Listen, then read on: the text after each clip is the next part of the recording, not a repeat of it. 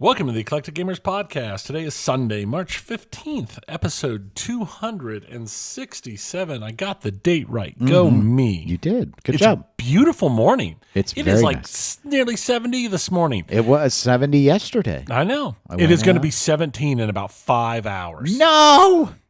I'm not dressed for that. Neither am I. But you're at home. I am. I'm not. I am. But I'm Tony. And I'm Dennis. And we're getting ready for Texas Pinball Festival. We are. I cleaned out the car yesterday, got the mats washed, got the car washed, got the windshields all... That's the squeaky sound of my microfiber cloth going and cleaning the interior.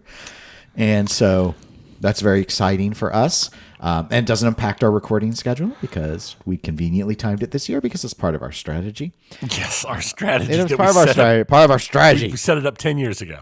That's right. It's all been laid out. But people want to know about the past right now, namely what you've been playing, working on, stuff. There's been the big hoopla about the release because Slay the Spire 2 has gone into early access. Right. And there's been a major hoopla about that. And the thing is I never actually played Slay the Spire. I haven't either. And it is a deck building game, and I do like deck building games. And it was on sale for like $2. Oh, that's a pretty good price. So I bought it. So I've been playing Slay the Spire pretty heavily. I've been playing Star Realms pretty heavily. Both deck building games. Sometimes I'll even have them both running at the same time on my computer, stacked. That's weird. So I have them one above the other. It's because on Star Realms, it is all asynchronous multiplayer. So it's all asynchronous PvP. So I'll have a bunch of games up and running. And then I'll just go down and play when somebody completes their turn. Okay. And I get my turn, I do it. And then I'll be playing Slay the Spire in between finishing those turns. And then, in addition to all that, I also picked up Icarus, which is a first-person survival building game thing where you're on an alien planet that was being terraformed, but everything went wrong. So there's all sorts of issues. So you have to find, food, water, air, build survival stuffs. Okay. So I've been playing around with that. It is multiplayer as well. It is very much more of just a strict like survival build. It's not like Satisfactory where it's like, oh, build these giant factories and do this and do that. It's very much just a straight up survival thing. But it's been all right. Okay. Good. Well, you saw when you came over, I'm still working on Jedi. Yeah. I'm going around. I'm trying to find an advanced grappling hook. I think I now know where I need to go to try and get that. So I've been adventuring in the world of the Sith, or at least the world of the Jedi. And we have a new Patreon member whose handle is The Real Velvet Steve. So, Steve, we are glad that you are The Real Velvet Steve. And we are glad that you are supporting us over on Patreon, which people can do at patreon.com/eclectic_gamers, should they so choose. Let's go ahead and jump into pinball, Tony. I didn't feel like there was really any pinball news. I know I'm pretty excited because we're going to finally have a chance to play a lot of the stuff that we haven't had a chance. There's been a lot of stuff that just hasn't been around here to play. There has. So I am looking forward to that. However, as is often the case, our dear faithful listeners have supplied us with a host of discussion items, queries, questions, and statements to be able to go through, most of which were pinball related, and thus most of which are in this section. So allow me to go ahead and begin. Doug wrote in the following. Tony, Dennis, I have to add one more thing here. I find it hilarious that Stern issued NDAs at all, given the fact that their ability to keep any upcoming title a secret is about as secure as using 12345 as their password. Stern, Doug here. If you truly want to keep an upcoming title a secret, before you start handing out NDAs, you probably should have your crew patch the massive links in your own ship first. We knew about Pokemon how many months ago? Doug. Well, thanks, Doug. I tried to say that like the Liberty Mutual. And Doug. That's why I said it that way. I will say, I've always been of the opinion that the Stern leaks are official, unofficial You leaks. think so? I know a lot of people agree with you. I don't, but I'm curious. Why? Why does your tummy tell you this? Because of the way their overall advertising strategy is, and how strong they're not making official announcements until everything is there and done. The leaks allow enough information to get out there to start kind of tickling the fancy. And we've even heard of sellers having people buying in off of spots just off of rumor before spots even officially exist or a game is officially acknowledged. So in my mind, I've always felt that, and because how consistent their leaks are about the amount of time they tend to appear beforehand and the kind of information that makes it out is always around the same. I've always felt it was very much the kind of unofficial, as the newspaper used to put it, anonymous senior advisor type stuff that you'd see back in the day. Or anonymous senior policymaker when it was like, some straight up like cabinet secretary telling them something. Okay. I mean, I could see that. I don't know. So many times it feels like whatever's been happening, the launch gets kind of bungled. And so I just didn't know. I just remain skeptical that they're pulling it off the right way, if that's the case. But I don't really know. So interesting to hear another take on it. Speaking of other takes, we also had Tom H. write in, and Tom wrote, Dennis, you are right about TMNT. Should have been an easier shooter. I got it when it came out just from seeing pics. Couldn't find a local place to try it out first. I grew up watching the shows and movies. Also, my son was 5 at the time and had been watching all of the old and new stuff nonstop, so pretty big theme for both of us. I thought it would have played like Tron,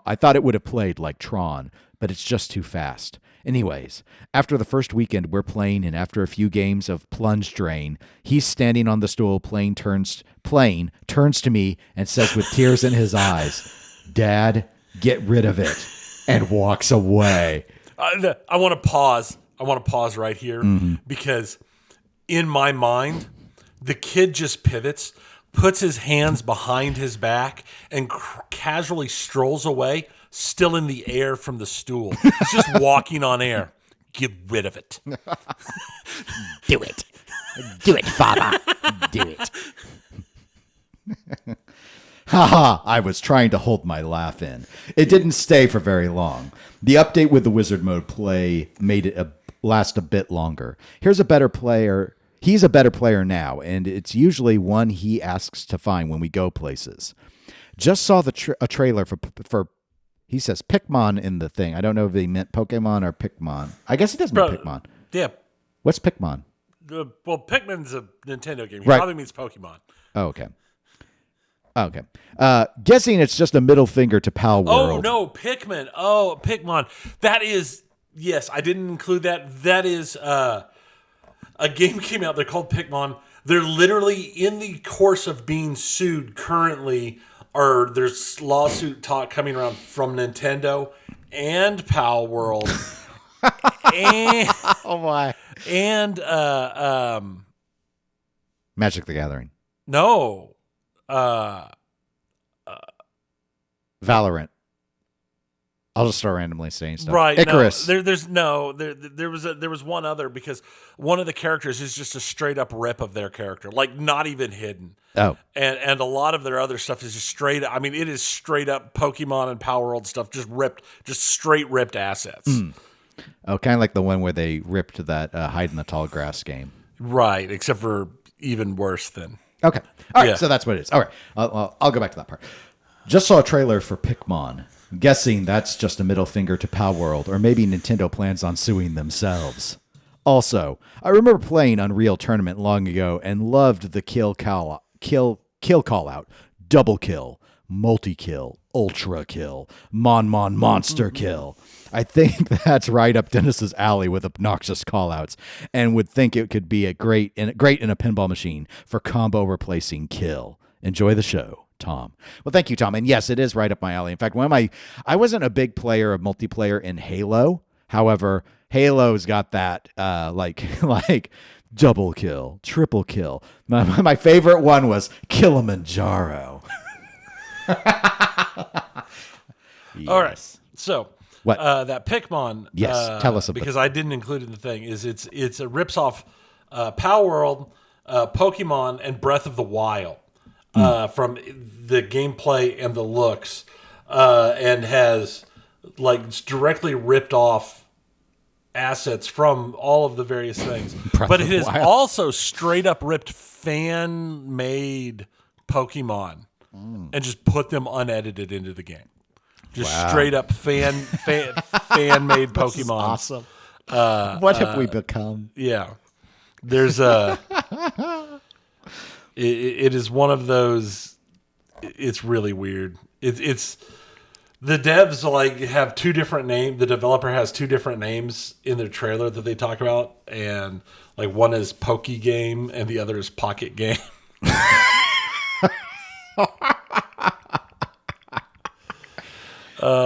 And the publisher's name is Network Go. Mm-hmm. There's a lot of people thinks it's just like trying to get a lawsuit. It's a lawsuit bait type thing. Okay. But yeah, it is extremely terribly like screaming, please sue us. Interesting. But commented on Patreon. He actually provided several comments. So I'll start with, I tried to put them in a logical order. I think the order of which they were provided, but I get them via email. So that's, it starts to thread it. So it gets a little weird. But anyway, so Butts said, it'll be great when pinball companies start to mine nostalgic video games. A lot of them would probably sell well just off the iconic music from games like Mega Man, Castlevania, Doom, Zelda, Mario, etc. It'd also be fun to see them tackle some franchises like Mortal Kombat, Tomb Raider, God of War, Twisted Metal, or Metal Gear, a game that would do wonders with the crowd that hates a game holding the ball for a cutscene. A lot of those properties already have TV show movies in the works or already on air. Also, my accent is Minnesotan. There. I'm sure I pulled that off great. And Butts followed up, though, Tony. That wasn't it. Followed up. Oh, and Taco Bell is a great theme. Tex-Mex food is just the same handful of ingredients rearranged. Tortilla, meat, cheese, veggies. It inherently lends itself to a combo system. Throw in the AC/DC bell and get Carlos Alsrique for callouts as the dog. Oh, I forgot about the dog. No quiero Taco Bell. I mean, they were the only company to survive the fast food food quiero. wars. He didn't say, no, I don't want Taco Bell. He said, I want Taco Bell. Yo quiero Taco Bell. They were the only one to survive the fast food wars. Yes, now every restaurant's Taco Bell. Oh. What a fun movie. Also, Butts then also asked us a question over on Patreon. Dennis/Tony. If you could have a video game designer make a pin, who would you choose and why? Personally, I'd love to see something by Tetsuya Mizuguchi. He's famous for games that combine audio visuals to the gameplay, such as Rez, Space Channel 5, oh, that's a good game, Meteos, Loomies, and Tetris Effect. Those are all good games. Honorable mention to the llama-fueled sensory overload that Jeff Minter could provide.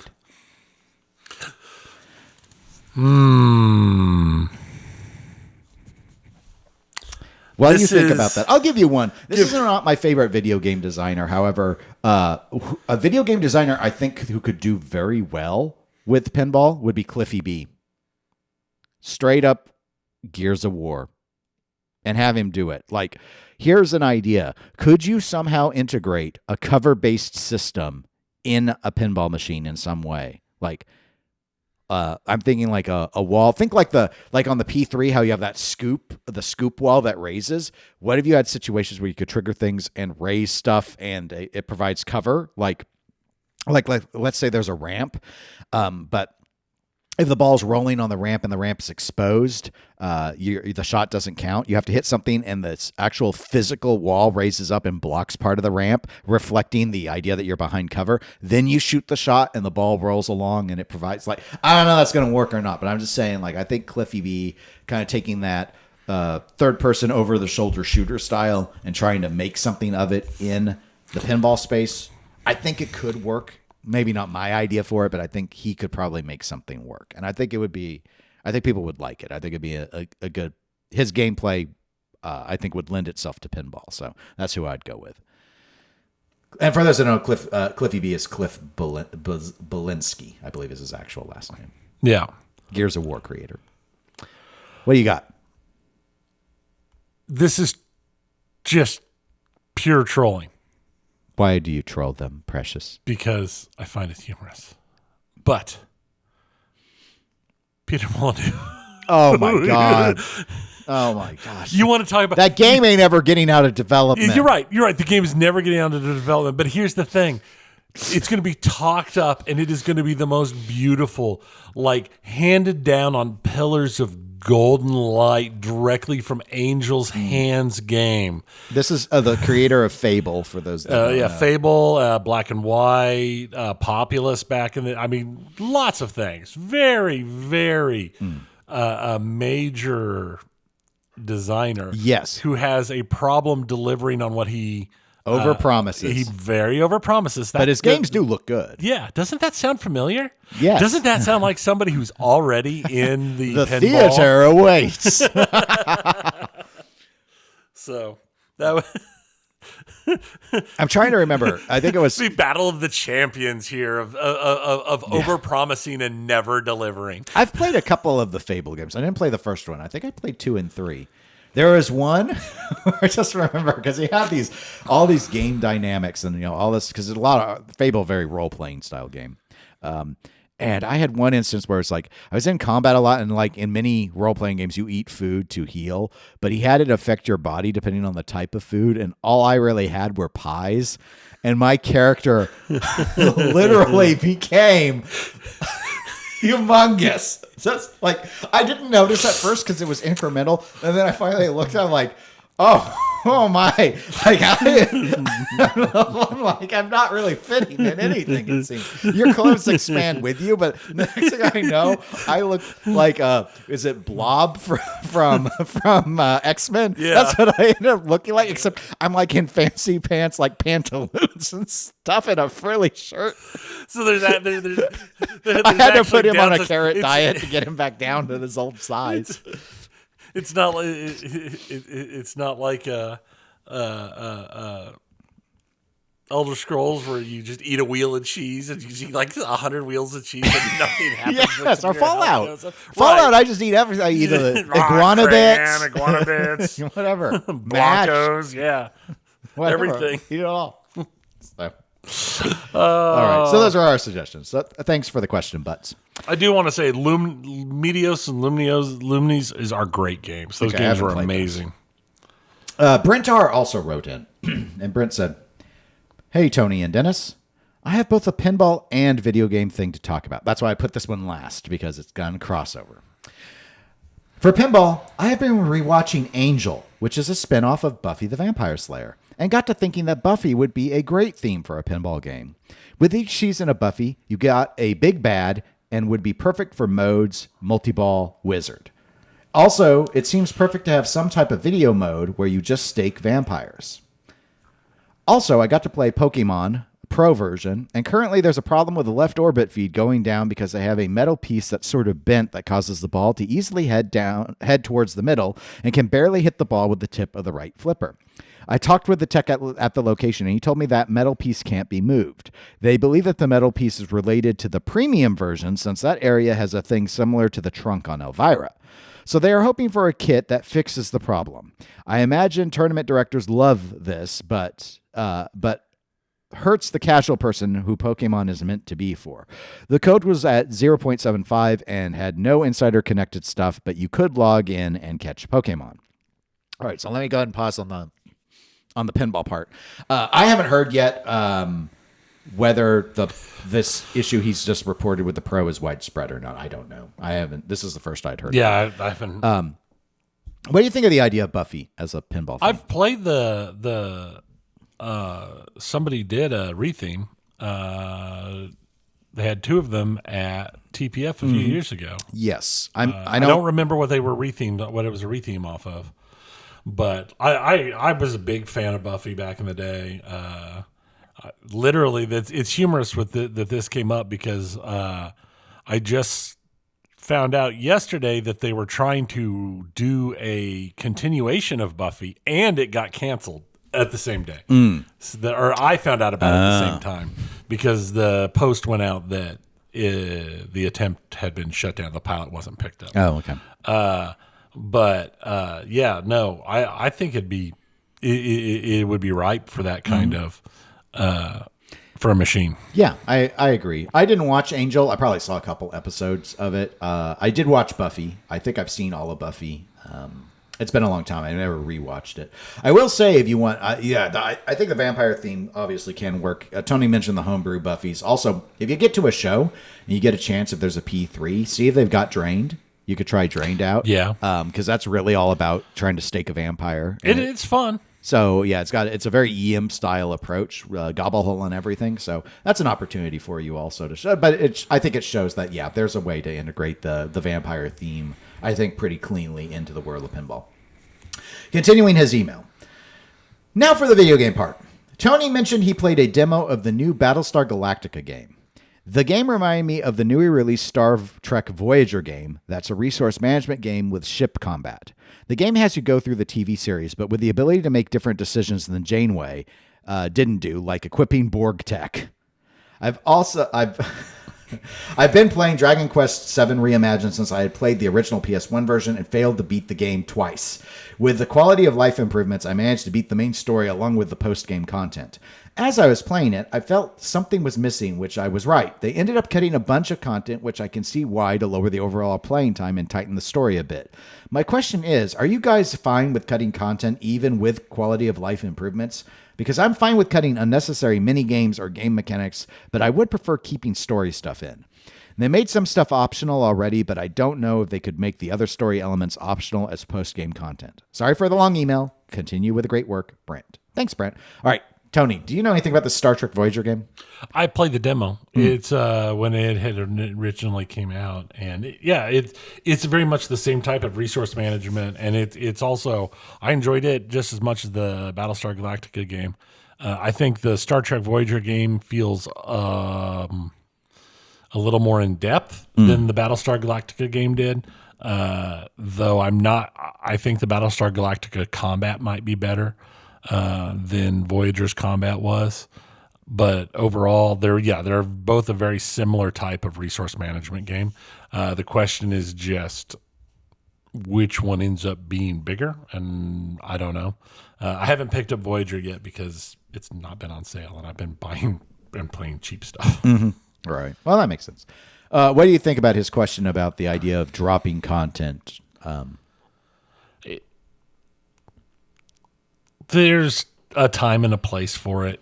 Sometimes there's when stuff feels like useless filler that is just time pads that doesn't necessarily have any direct impact. I think it's okay.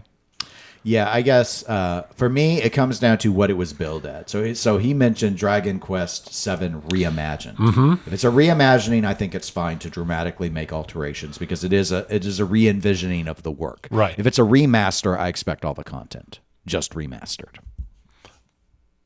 I think that's a good. So that'd be where I would draw the line. Yeah, that seems like a good. Like these new Final Fantasy VIIs that people are playing. They do different stuff. The story's going differently. That's fine. It's not. It's not a remaster. Yeah, it's a reimagining. Right. Now, how creative can you get with a remaster? I'm actually pretty tolerant as long as the main beats are there. So I think you have a better claim on a remaster to expect everything to be in there. But for example, I'm not wholly familiar with the original approaches of the early Resident Evil games, but I played some of the remasters and they're pretty good. So I'm like, I like what they've done with those. And maybe if I had played the originals, I would feel a little bit differently. But we'll have to see. Well, based upon what knowledge I have of playing some of the original Resident Evils, if they did anything to fix the camera system, that's good. Yeah. Well, all these new modern remasters do not do the whole top-down fixed camera stuff. They all go with like the Resident Evil 4 style. Mm-hmm. Actually, I think they go with even more where you're not a walking tank turret. Like you could shoot and walk at the same time. Even like ever since Resident Evil 6, they introduced that as a way to play. I think 5 was the last one where I called it turret mode because you had to hold still to fire your gun. Which I mean is a smart way to shoot, but it's like that's not what. It's not always the best choice. It's like there's zombies coming at me. I need to run and gun. Let me run. surrendering accuracy for safety. So let's go ahead and jump into the video game section. We did actually have some virtual pinball updates from Richard Video games A. will make you... So I did put those in at the start here. So I'll go ahead and run through those real quick. So he wrote in a couple of updates related to Zaccaria and Zen. So Zaccaria was the shorter update. They've announced that they have another video game license. It's called Chernobyl Light. Which he says is a 2021 FPS. I believe he also noted it didn't review very well, or at least the feedback rating, I guess, on Steam is not all that high. Zaccaria also said, released 5 more tables, but they're all based on existing tables, so they're either remakes or reimaginings of stuff that they've already done, which is pretty common for Zaccaria. And then Zen Pinball actually had a number of updates. One was they've said they won't be selling World Cup Soccer anymore after April 30th. That's due to licensing. They're not going to release new tables anymore on older generation consoles, specifically the Xbox One and the PS4 are being dropped now. They're unifying all their versions with FX branding. So Pinball M is going to be called Pinball FX Midnight. Zen Pinball World becomes Pinball FX Go. Pinball FX2 VR becomes Pinball FX Classic VR, and Pinball FX3 becomes Pinball FX Classic. DLC is not going to be visible in the Nintendo Switch, it's not going to be available, I guess, or visible to purchase in the Nintendo Switch eShop or the PlayStation Store. You will be able to log into the game though, and then buy the DLC through the game. And for technical reasons, Xbox content will no longer be purchasable as of May or sometime in May. And all DLC, though, is still going to be remaining available, I guess, as it currently is, available on Steam in terms of how they list it. So interesting. So those are those updates. And then I think you've got some pokes to... Some pokes. So what's going on with the pokes? The Pokemon had their big Pokopia release, which is I forgot what... I was like, what is Pokopia? That's Pokemon's... That's like Animal Crossing, Stardew Valley, Minecraft thing where you play a Ditto. Oh, yes. That takes first human we poke, form. And then we mon. Yes. And that's exactly what it is. Have you played it? I've not. My daughter has. Does she like it? I don't have a Switch 2. She loves it. Okay. It's reviewed insanely well. Its sales were so high that physical copies are non-existent.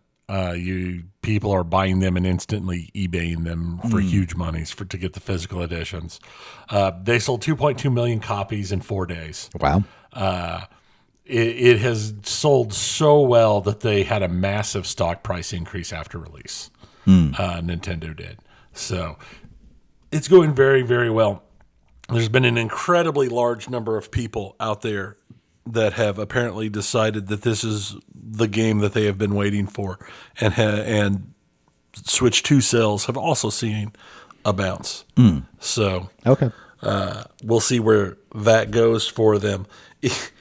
It's interesting because I've not played it, but I've seen just enough of it that its lore is interesting because it's very post-apocalyptic, where you're like putting stuff back together, but it's still weird to me because of the Pokemon talk. Right.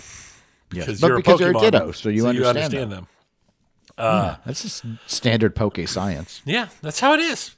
Pokemons can understand each other. That's just normal stuff. New York State has decided to sue Valve because loot boxes are illegal gambling for some reason. Well, I mean, those arguments were made years ago about loot boxes. Well, they're making those again, and they've actually brought the suit this time. Valve has responded, saying obviously that they are disappointed and that they don't believe that their mystery boxes violate the state's gambling laws.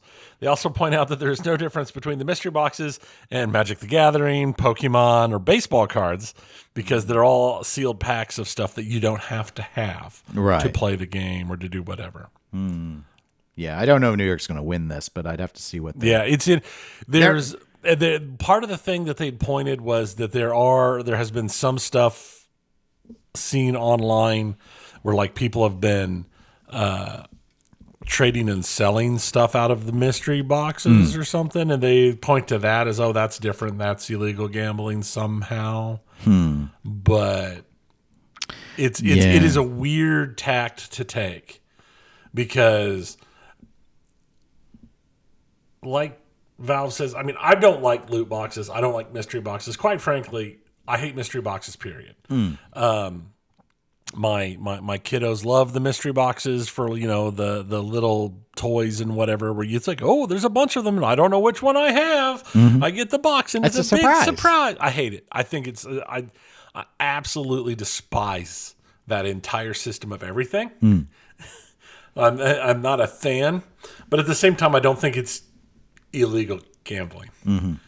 I think it's I don't necessarily disagree with it being predatory.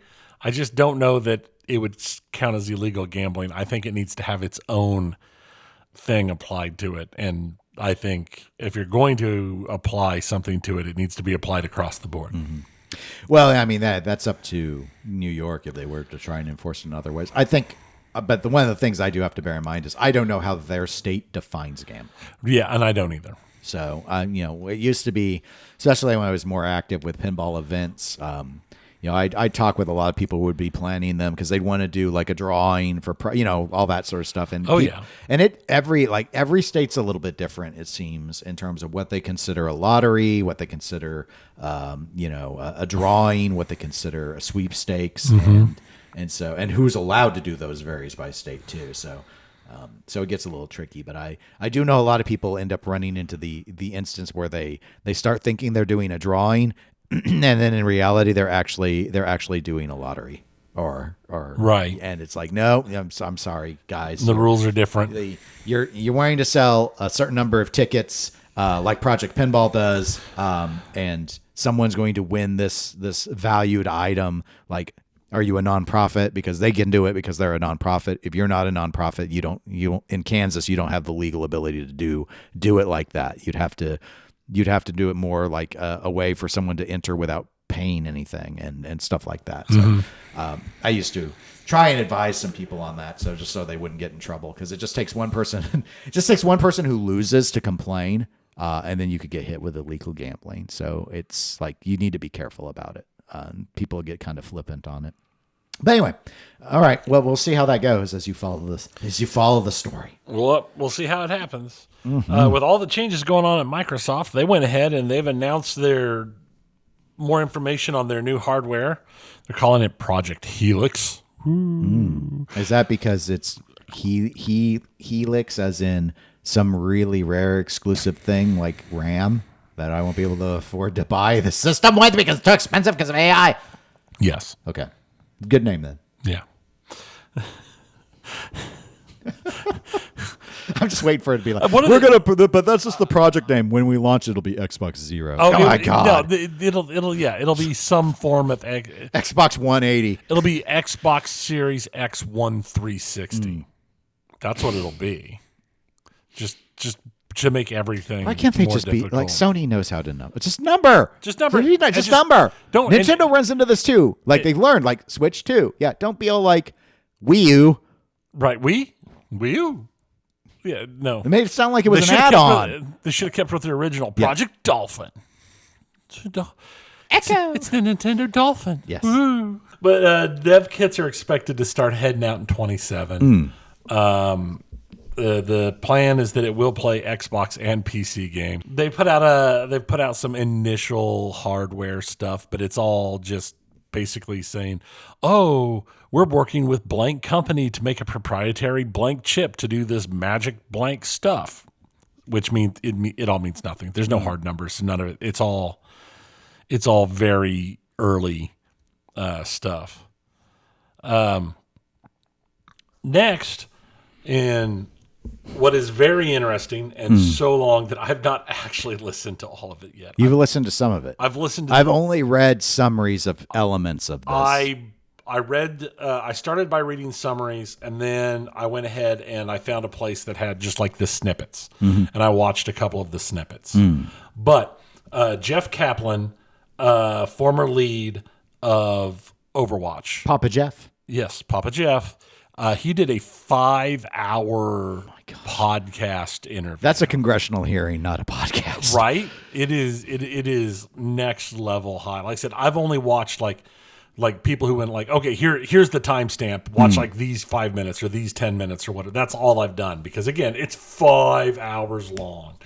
But in this interview, he was talking about Overwatch. Obviously, he's talking about his entire life and what he's doing now and what he's doing before and everything. But he stated specifically that due to financial pressures brought on by the Overwatch League, he was given an ultimatum to make sure Overwatch hit certain revenue goals or 1,000 developers would be let go. Mm-hmm. No they pressure. flat told him, yeah, it's like, hey, Overwatch League is crashing and burning. You need to make the game hit these things or else we're firing a bunch of people. And it's your fault that that's happening. And we don't even know what those revenue goals were because he's still under NDA. Even though he no longer works for the company, he's still under an NDA over it. So he says that this basically this is what broke him and his career at Blizzard because he'd planned on retiring from Blizzard. He didn't want to work anywhere else except for Blizzard until all of this happened. He says that there was a huge amount of investment money put into League. And that was pretty obvious at the time, Yeah. if you remember. Because they were selling the teams for big money. Oh, yeah. The investors wanted their money back and everything. Buyers were like people that owned sports teams. Yeah, and that was the plan, was to do big live in-person events, and that's where the money was going to come through. And guess what? It didn't work. It especially didn't work because the teams were all over the world. Yes. It would have had a better chance to work if it had only been teams from the United States. Yeah, yes. That's my opinion. I agree with you. That's not what Jeff said. That's my personal opinion. I agree with you. Because I want to think, I don't know. We've been at this for 10 years. We talked about this back because we watched the league. When the league was I watched the league all the time. And it was really entertaining. But one of the things that never made sense, like at the time, I think what everyone was going to tell you, and I don't want to shortchange it, was, well, COVID screwed up all their plans because they could not do, like, everything had to become virtual and it just sucked the life out of it. And I do think that virtualness definitely took away a lot of the excitement. Like even just watching remotely, watching the audience with the signs and the excitement, like there was just this fandom. But the thing was, it worked best when they had the Blizzard Arena and everyone was in California playing at the Blizzard Arena. And I want to think back even before COVID hit, we were like, how is this really going to work around the world? No sports team is constantly going around the world. We're talking like the London team needs to go and play in Seoul, right? And then they need to go and play in L.A. and then they go to play in Guangzhou, and that's each week. Yes, it was like this is not. They're going to be on planes all that. Like this is expensive nonsense. I think the best strategy would have been, because I agreed with them that the idea was you needed, especially given the popularity of the game and where the popularity was, you needed worldwide teams. Yes. But I think they all, during the season, like the Overwatch season, the league season, needed to be based, just do what you were doing, just base it in California, host all of the teams there. And I get where they thought, well, no, but we want the local team, fans to go and attend. It's like people are going to latch onto them based off of their name of the city, proximity wise. Like that's their team. And maybe that team could then in the off season practice in those. But again, just like in real sports, like these people weren't all from wherever it was. Like, yeah, the South Korean teams tended to only have South Korean players, but the London team had Americans on it. Like, it's like hockey. Like there are a bunch of Russians and Canadians on American teams too. Like it. Well, yeah, they want to make money. It just, so this being what it was, had they just kept the Blizzard Arena, navigate COVID, and then after that, I think that could have been functional. But that wasn't what people were sold. That wasn't as a what bill people of were gold. sold. They were sold that this would be like NFL size. Yes, which, it was exciting. There was a lot of excitement, but come on, guys. NFL, that's a little. Especially like one of the things that we realized in our short time watching the Overwatch League was, you thought sports were a younger person's game. Oh, video games. Holy cow. There are the churn is massive. There are a lot of people that don't get through 2 seasons. There are plenty that didn't get through 1. Oh yeah, plenty. It was huge, and it was one of those things that very much. I don't think they could have ever. I mean, maybe you could see them as a not as big low level sport, but not NFL numbers. No. Plus, I mean, other things that I as a person who watches a lot of football didn't really consider at the time regarding Overwatch. The stars, they change with the meta. Yeah. All of a sudden, Zarya's not meta. The good Zarya players are no longer getting any bench time, or they're getting bench time. They're getting any play time. Right. I mean, remember Shadowburn, who people called him Shadow Bench because he was a Genji player, but Genji became nothing. Yeah. And so he couldn't play. And he was a master of one character. And he got in the league on that. We knew others that were like Jonak, renowned Zen player. But when Zenyatta was no longer mainstream, he had to start playing other characters that he wasn't as good with. And it's like that sort of stuff happened all the time. Sableby, Tracer player, ends up becoming a Sombra player, and he was the worst Sombra player in the league. He plays Sombra like me. And it's just like all that sort of stuff would happen. Plus, separate from COVID, goats. When Brig came out and the goats became the meta for like an entire season, and it just killed. It was boring to watch. It was boring, and it just killed. It just killed everything. When Overwatch League launched, Dive was the meta, and Dive was frustrating, but at least it was exciting. It was very exciting. Goats was not exciting. No, because here's what Goats is. Everybody sits around the tanks, and it's an attrition until one tank breaks, and the second one tank breaks, the other team flees. Because that's it. Yeah. You can't win without the tank. So Right. Anyway. So yeah, no, that was all right. So yes, I am in no way surprised that he's like, Overwatch League became a lodestone around Blizzard, and they demanded that Jeff start having the game generate more money to make up for those losses. And that's exactly what it was. They expected all the expectations they had on the league, they started expecting to come from the game. That's why they started pushing, increasing the speed of the development of Overwatch 2. That's why all of the time and resources were taken away from new events, heroes, maps, and all of that, because it had to be moved to try and get Overwatch 2 to push out, because that was going to be the new big thing that was going to save everything. And that sucked. Like I quit playing. Like many, I at some point was just like, I'm done playing Overwatch. I'll wait till 2 comes out, but.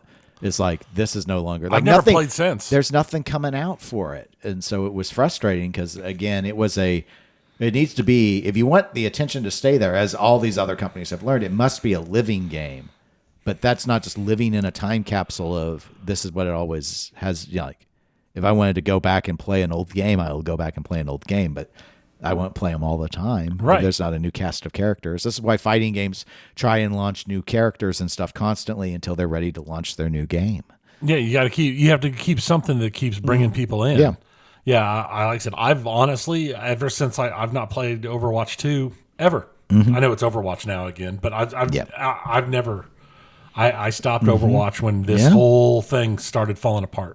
And I haven't played since. And that's also, a lot of people will say that's what helped create the space for Marvel Rivals, for example, to get attention. I think a lot of that also helped with the fact that it was Marvel. Yeah. And things like that. They had a built-in audience and a built-in... But there was a time it was like Warcraft, where it's like, why would you ever launch an MMO? Nothing will kill Warcraft. Everything was, is this a potential Warcraft killer? Is it called Warcraft 2? No. Then no. It's not going to kill Warcraft. But Overwatch decided it wanted to try and kill itself. I'm amazed that it survived, quite frankly. Honestly, I am too. But it's still there.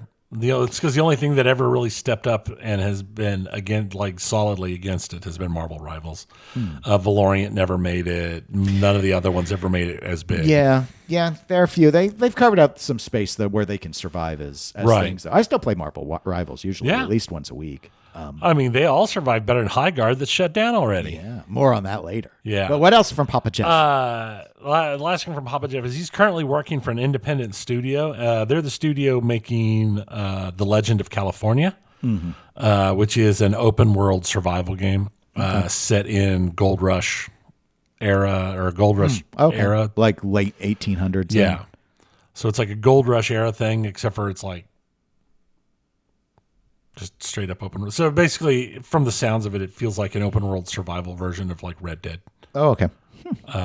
It could be interesting. I'm interested. I went ahead and wish listed it on Steam, and that way I get updates when they release some new trailers and do some new stuff about it. So I did include a link in the link section to all 5 hours of the interview on YouTube. Like I said, I've only watched sections of it. So Okay. like we'd said, Highguard is gone. They're shut down. They shut down on the 12th.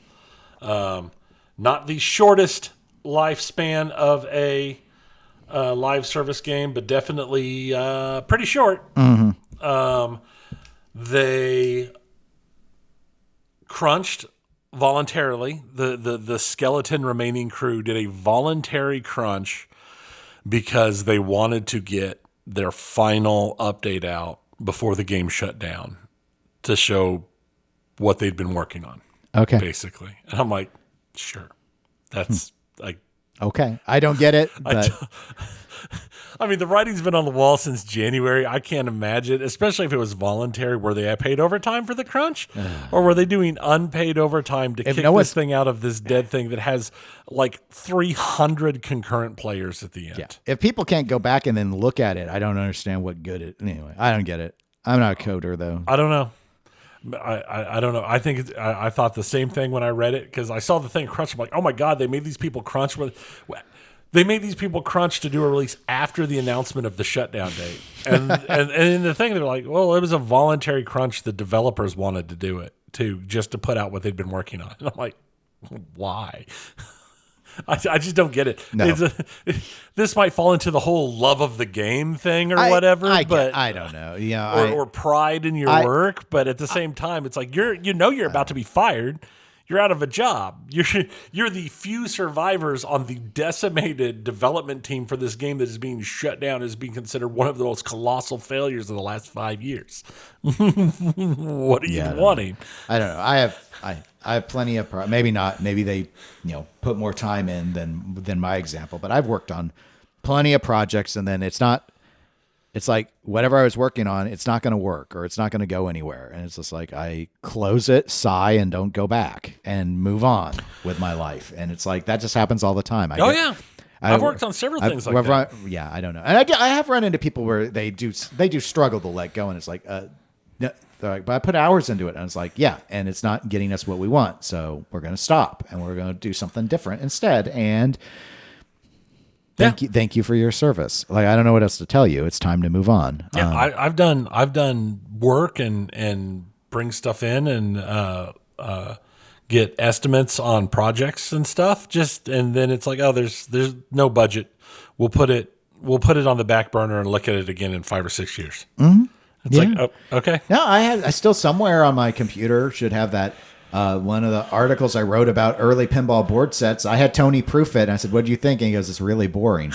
And I did I try and make it unboring? No, it was never going to be exciting. It got scrapped, and I did a different article instead. It was, I mean, Tony still falls asleep to it to this day. But it's just hard to make that interesting to anybody other than real tech heads. Mm-hmm. I think that's the problem. This is how it is. And I'm not enough of a tech head to have. There's a certain niche of people out there that would eat that up. I'm not sure. I'm not sure, which is why I didn't publish it. All right. What else is going on? All right. So, something we rarely talk about. We've been to it, though. The National Videogame Museum in Frisco, Texas, normally does big collaboration work and big stuff with TPF, which is, like we've said, coming up. They have managed to acquire one of the absolute rarest bits of video game hardware in existence. They captured one of the early Nintendo PlayStation hybrids. Even the there's one of the early first generation PlayStation developer kit test things when they were doing development that was sold at auction a few years ago. This is actually earlier than that. This is from during the Super NES days. Nintendo was initially talking about getting a CD-ROM drive add-on. And Sony's like, I want me some of that. And they developed a CD-ROM drive add-on to work with the Super NES. And then Nintendo went, you know what? We're just going to stay with cartridges. Right. The thing that had sold at auction previously was one of what Sony had developed from that to become eventually the PlayStation 1. This is one of the items developed for the Nintendo project. Okay. I have no idea when it'll go on display. Oh, so probably not when we're going now. Right. Yeah, I have no idea. The announcement literally came like Wednesday. Oh. Like last Wednesday. So it has been, I don't know when it'll actually go on display, but it was a big announcement that had been made. So I just think that's really interesting because that is a neat little bit of history to add to their honestly quite impressive collection. If you're down there with extra time and you've not been to that museum before, I highly recommend it. They've got some really neat stuff down there. PlayStation has decided to go the opposite direction of Xbox. Xbox is embracing the PC. Their new hardware is going to run PC games. They like to release stuff simultaneously on console and PC. PlayStation has decided they're going to go ahead and drop PC sales, at least with their first-party games, and they're going to go become console exclusives. They have concerns about the PC sales damaging the brand, and because of their specific release schedule where Xbox likes to release the PC version and the console version at the same time, PlayStation tends to release the PC version a year or more later. So PC sales aren't nearly as big, and they feel that releasing it closer to the time scavenges sales for the PlayStation because they don't feel like they lose sales by not releasing on PC. They just feel like the sales become PlayStation sales instead. Okay. Yeah, they may be right. So they are going to stop the PC versions. Back to the walled garden. Because they're only really big PC sales that have like really taken off were ones that were released at the time of launch on console. So I think that is a very big thought. Valve we talked about New York City suing them. They're also have been tempering their plans for those 3 new sets of hardware. Their Steam Cube thing and their new controller and their VR set. They've pulled the hardware release dates to this year. Nothing more specific than this year is their plan, and still no price estimates. With the way prices and everything are going, they're going to be expensive, and I honestly don't think we'll see them before next year. Yeah, and with a lot of the initial spec releases and information about it, I don't know why you'd want one. A lot of stuff is looking at 30 FPS lock. Oh, really? Wow. A lot of PC people aren't going to want a 30 FPS lock. PC people are very, very arrogant about it. I know PC people who don't like 60 FPS lock. 120 or die. Yeah. Heck, my machine used to run 240. Can't no more. Because of AI. Because my system's old, my video card's old. I remember back in the day when I could run everything on max specs, but I can't do that anymore. I think I've got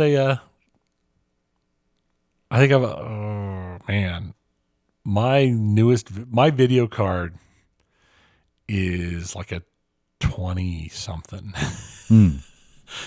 Like they're talking about re-rolling out. It's like, oh, we're going to start rolling out these old trash and not been top of the line for 5 years, 30, 40 cards or 3405 cards and all this other stuff because, they use an older generation chip so we can roll them out without the price being insane. Right. And I'm sitting here going, that would still be a major upgrade off of my system because my system's so old at this point.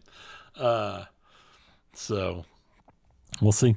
We'll see how that actually ends up rolling, but I don't have high hopes for that. I'm afraid that that's going to end up being a $1,000 30 FPS lock box, and that seems insane to me. And the last thing, because we had so many goods, so many highs, and so many interesting things today, is to end with what has become very common in the developer universe EA has decided to realign their Battlefield stuff and has begun doing mass layoffs across all of their Battlefield studios. After Battlefield 6 set records on launch and was the best Battlefield launch in years, I've still been and playing everything's huge and it's been great. So they're going to go ahead and fire everybody. Why? Money.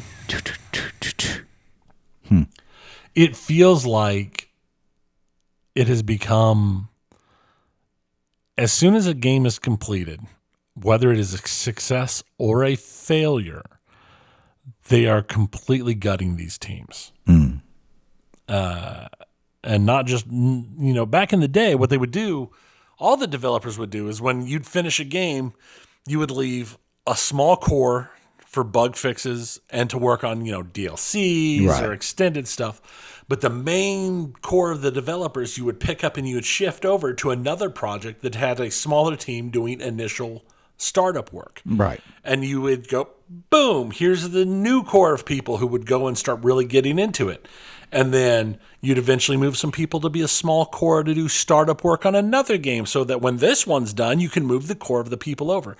And now they just fire everybody. And they'll, when they've got something ready that they need new people, they'll hire a few new people in. Okay. Well, it doesn't sound like a very fun industry to work in. No, it sounds absolutely garbage. But that is what I have in video gaming this week. Okay. Well, if you want to reach out to us about the core of the reality, you can always email eclecticgamerspodcast@gmail.com or go to facebook.com/eclecticgamerspodcast. If you want to stop the score, not stop the core, we need to start the core. I'm trying to remember the movie The Core. We need to start the core spinning. And the only way to do that is patreon.com/eclectic_gamers. Your support is the only way we can. There are geodes the size of Dallas down here, guys. We need to get the core to spin, or else the Earth will lose its magnetic field. And, I'm gonna need a lot of Patreon will allow Pop-Tarts. us to save it. I need a lot of Pop-Tarts. Yes. Here's the thing. I honestly really enjoy that movie. It's fun. It is such a fun, stupid popcorn movie that has just got some incredibly good amount of like massive ham eating lines and stuff in it. Yeah. It's just enjoyable. If you've not seen The Core, I highly recommend you sit down and watch The Core and prepare to be wowed by the horribleness, but still fun. It's fun. Lots of fun. We're available on Twitch and Instagram as eclectic_gamers. Our Instagram, because of TPF, will probably start going live this week and doing some stuff. I normally do a few things. That's when I'm more consistent about it.